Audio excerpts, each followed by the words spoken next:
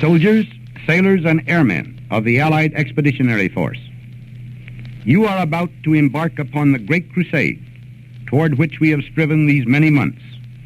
The eyes of the world are upon you.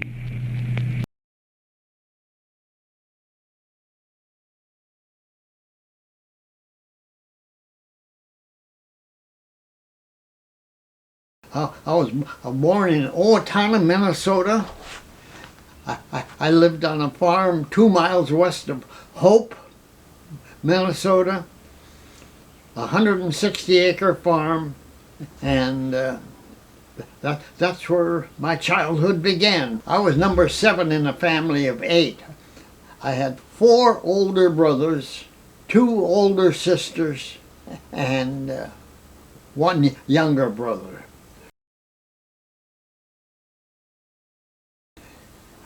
I had a first cousin, Chick Larson. His dad was my uncle, my dad's brother. He paid for his son's room and board in town. Well, Chick and I'd get together on a Saturday morning and walk around town. We had no money. We had 0 money, but we'd walk around town and just talk. And when we walked by the Roxy Theater next to Central Park, they advertised Gene Autry, America's Favorite Cowboy, Saturday matinee, 10 cents. And he looked at me and he says, "Jake, let's join the National Guard there. They're advertising they want to fill the unit." This is when Hitler took the Sudetenland from Czechoslovakia and had just annexed Austria to be part of Germany. So the National Guard realized that they better fill their ranks because there was going to be some showdown soon. So they passed the word around that they were looking to fill the ranks in the National Guard. So when Chick said to me, "Let's join the National Guard," I said, "Chick, we're 15 years old. You've got to be 18 years old." The armory was right across the park from where we were standing. He says, "Let's just go over there." And they ask you how old you are. You look them right in the eye and just say, "18, sir." He's telling me. I said, they won't take us kids. He says, "What can they do? All they can do is kick us out. They aren't going to arrest us." I said, "Okay, we'll go over." So we walked in there and walked into the office, and there's this huge captain sitting there. He had this triangular nameplate, wooden nameplate. And I can still see that in my mind to this day, and I never saw that nameplate again. It said Hugh H. Soper, S-O-P-E-R, Captain, Infantry. And he looked up at us. He said, "What can I do for you young men?" Man, that's in... Young men were called. That gave me a little encouragement. I said, "Sir, we'd like to join the National Guard." And I'm looking at him thinking, 18. He says, "What year were you born?" Wait a minute. That's not, my God, that isn't playing fair. I'm thinking 18. My God, I'm telling him I'm 18. That's, I'm only 15, so there's 3 years difference there. So if I take and subtract 3 years from my birth year, 1922, birth year, take away 3, that's 1919. So I said, 1919, sir. He says, "Sign right here." And then Chick, of course, said the same thing behind me, and we both signed up for the night. No examination, no certificates or anything. We were National Guard, and we reported every Monday night for 2 hours of drill from 8 to 10, and they gave us $1, but it was all kept. Every 3 months we'd get paid for what we did, and there was 12 drills there, so we got $12 each. Wow!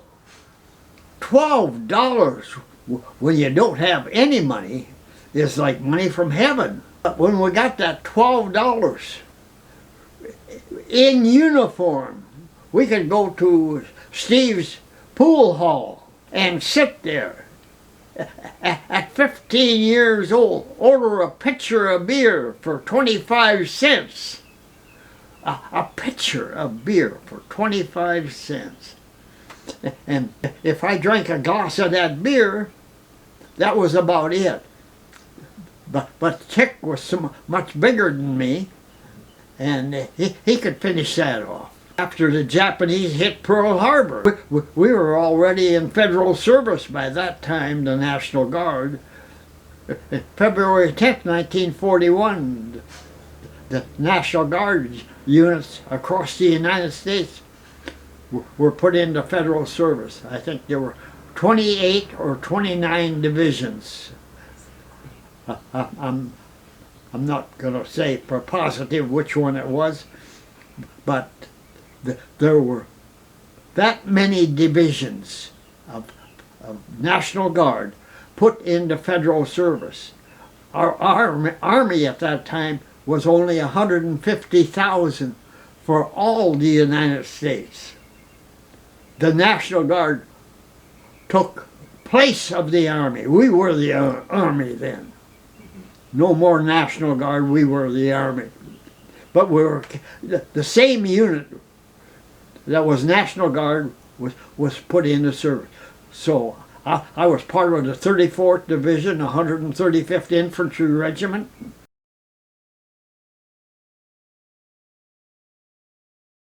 When we got done with that planning, it was still a couple months before D-Day. Now I knew when D-Day was going to come. It was going to be the first week in June. We didn't have an exact date. So after a while, they picked June 5th. That was supposed to be D-Day. So in the meantime, they wanted us to have a little training. And the British were operating this thing at Slapton Sands called Operation Tiger. And this operation was picked at Slapton Sands because it kind of was like Omaha Beach coming in there. And the British had a little surprise for us. We were going to come in on landing ship tanks. Instead of there were no tanks there were 400 of us on each of these landing ship tanks, LSTs. And we were supposed to come into Slapton Sands, and they were going to greet us with live fire. That means shooting at us over our heads. So I was in the first landing ship on the left-hand side going in. And then a half a mile to my right, there was another landing ship tank going in. And a half a mile further on, there was a third one, 3 of us. Now behind us, a half a mile behind us, there was the same amount following us in until there was actually 11 of those landing ship tanks. Well, when we got just about in there where the British were going to start shooting at us, 2 German E-boats approached us from the right side there, and they sent 2 torpedoes in and torpedoed the 2 ships to my right, sank them, and they shot the guards that were on top of the one I was in, and they knocked out our air. And all these things were operated by diesel, big diesel engines. The 400 of us on the one I was on all were diesel gassed. We were laying on the floor vomiting, and they were shooting at us and everything. I don't know how we made it back to Plymouth, England, but when we got to Plymouth, we were told to stand at attention while a full-bird colonel read to us and told us we were sworn to secrecy.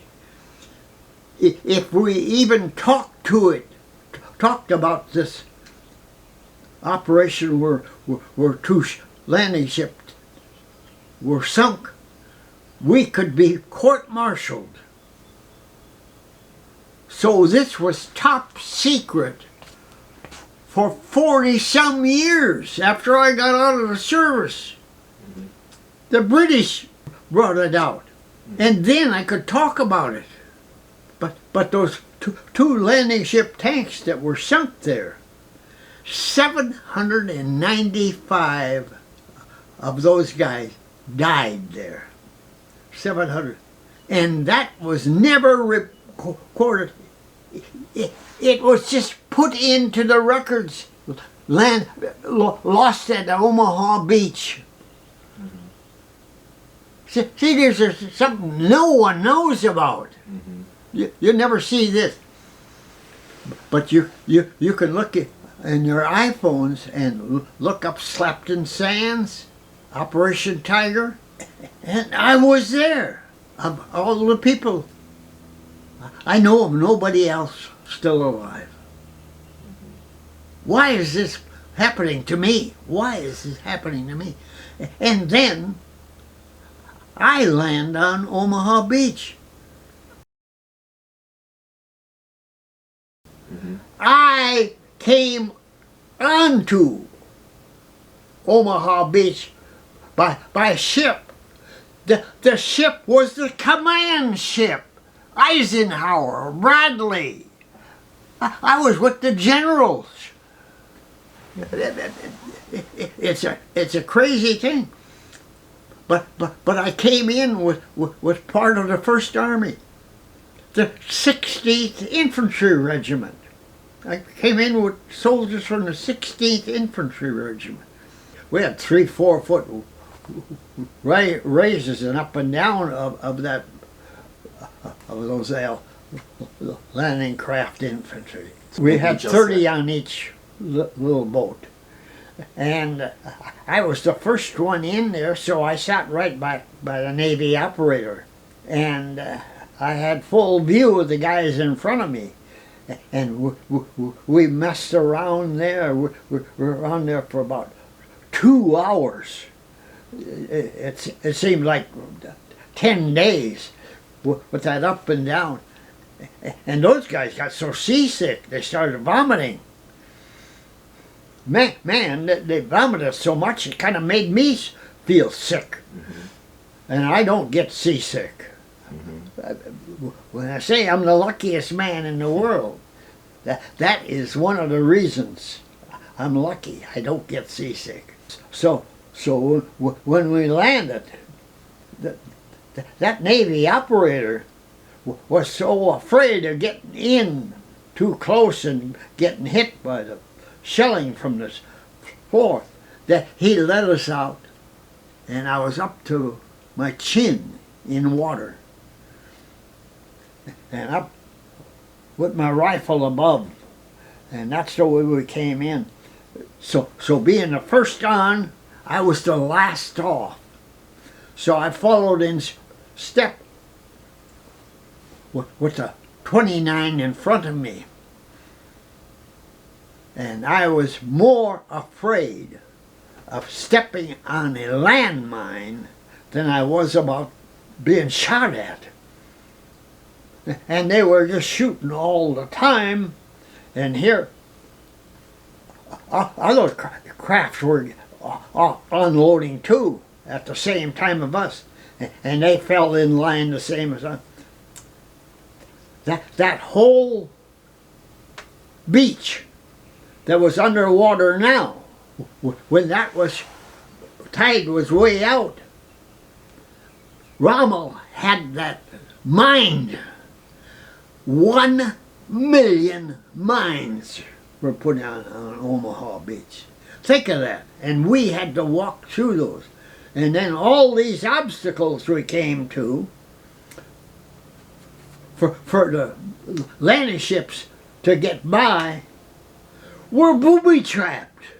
So if you even touched one of them suckers, boom, go off. They thought they had everything. But there was a force of the Navy, divers, that were in there even before D-Day started.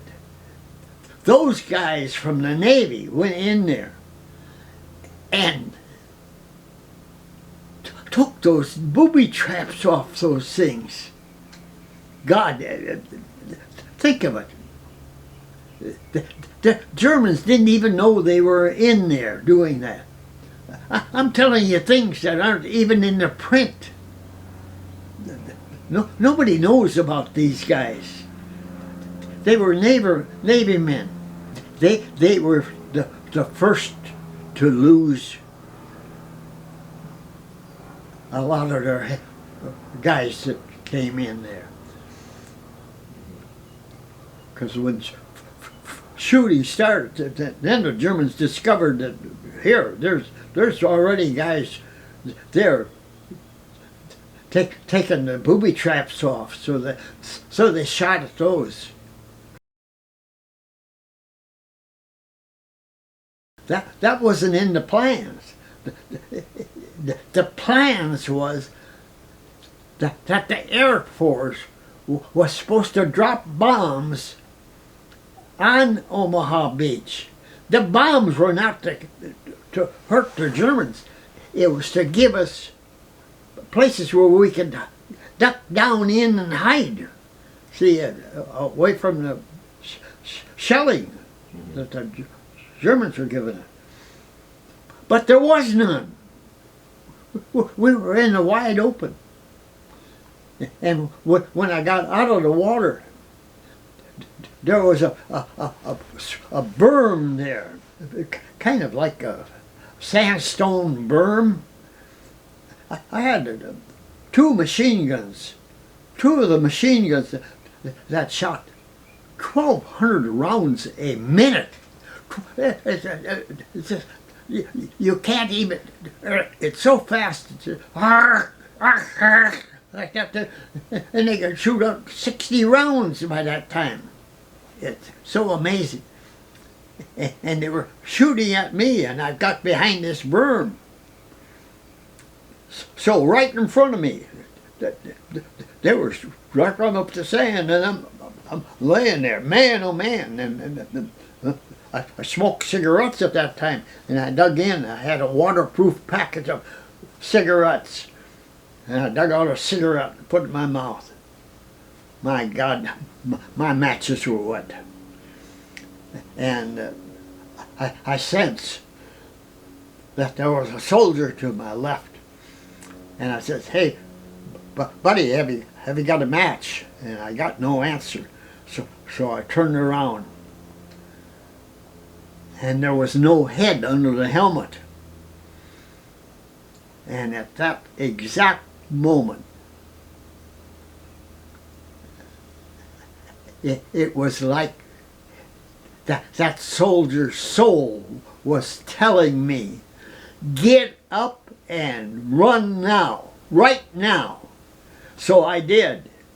And like a miracle, those 2 machine guns, I think it's impossible to do this, but they had to reload or change barrels or something, because at the same moment that I got up and ran, they weren't firing at me.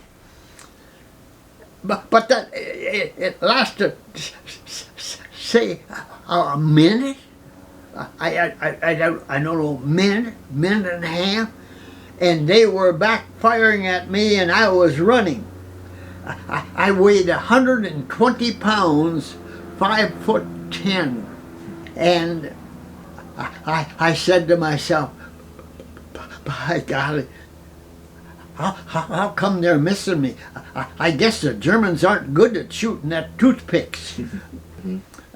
The next thing I knew, we were trying to get up the ravine, and the Germans had placed barbed wire and stuff in there, so we couldn't get to the top. And the next thing I knew, these Bangalore torpedoes came in from the ships. They got a hold of some Bangalore torpedoes. Now, Bangalore torpedoes are just 10-foot lengths of pipe, and they have a kind of a rounded point to them, so they can ram these pipes together and just give them a twist and they lock in there. And each one filled with explosives. And you could set them off electronically, see, but cranking this thing, wired together.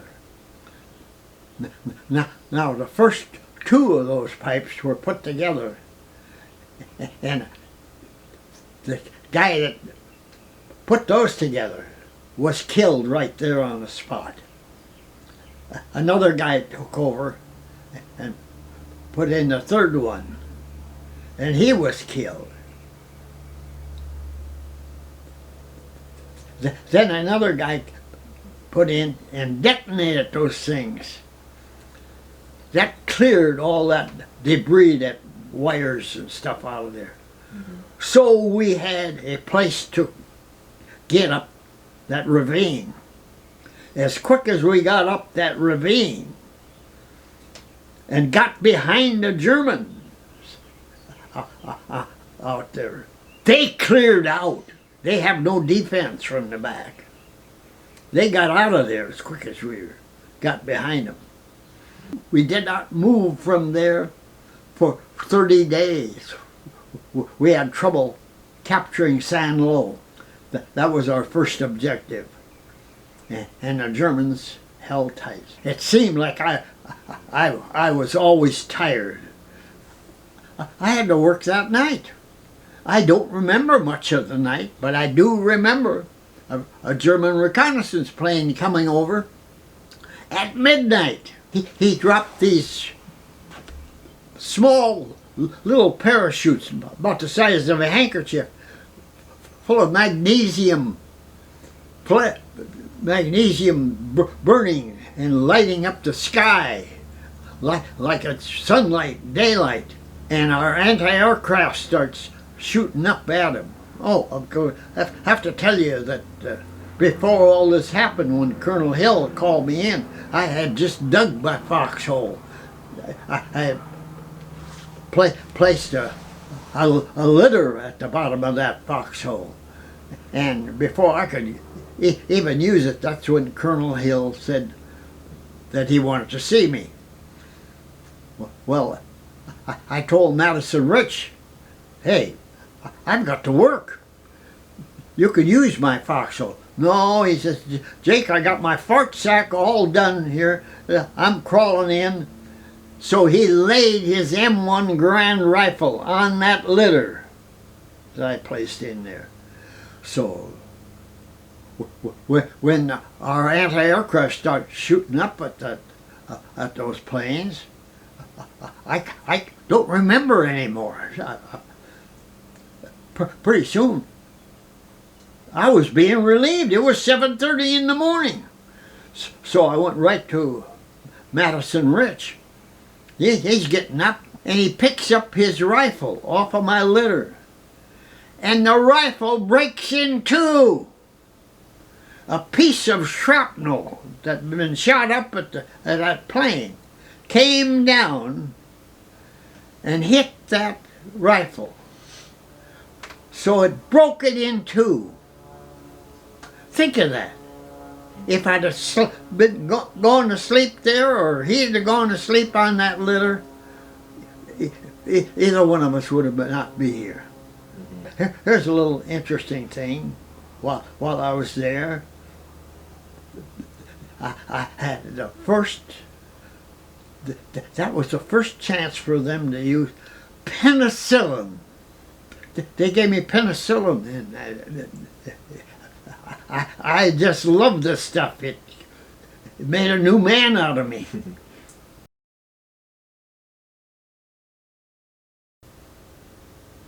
It's like hallelujah. Your buddies were coming home at that time. Man, think of it. Out of the whole bunch there, I was one of the first ones discharged because I was given 45 days leave right after the Battle of the Bulge, because I had more points than anybody else. It took me 51 days to get home. And then I had 45 days at home. That's the reason I'm there. So when the war was getting close to there, the people in the Pentagon realized that. So when I went up there on the 13th to Fort Snelling to go back to the war, the captain came out and said, I just got word from the Pentagon 10 minutes ago. 10 minutes ago. Listen to that. They said, I could send you back to Germany to join your unit or give you a discharge. I got the discharge. 10 minutes ago. If it wouldn't have taken me 51 days to get back, if I'd have made it in 50 days, I'd have been back. Think of how lucky I am.